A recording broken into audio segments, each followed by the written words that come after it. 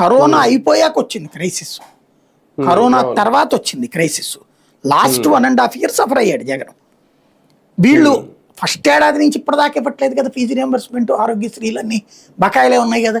మరి ఇంకేం సంక్షేమం చేసినట్టు నాకు అర్థం కాల. నోటితో లెక్క చెప్తున్నారు కానీ 1,45,000 కోట్లు అన్నారు. ఏం సంక్షేమం చేసినట్టు 1,45,000 కోట్లు? పెన్షన్ తప్ప, గ్యాస్ బండ, తల్లికి వందనం, ఎనఫ్, ఇంతే. హైయెస్ట్ అంతకంటే అని చెప్తున్నారు, నమ్మాలి మనం.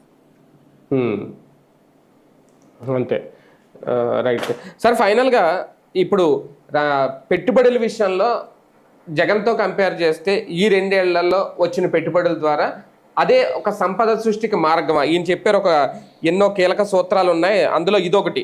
మొత్తం 5 సూత్రాలు ఎన్నో చెప్పుకొచ్చారు.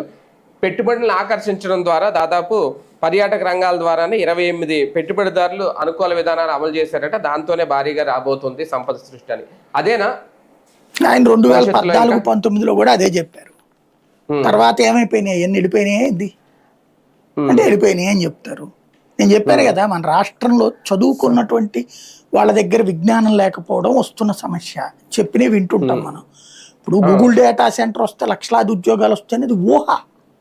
భవిష్యత్తులో ఇక్కడ డేటా సెంటర్ ఉంది కాబట్టి ఇక్కడికి వచ్చి మేము వ్యాపారం ఇక్కడే పెట్టుకుంటాములే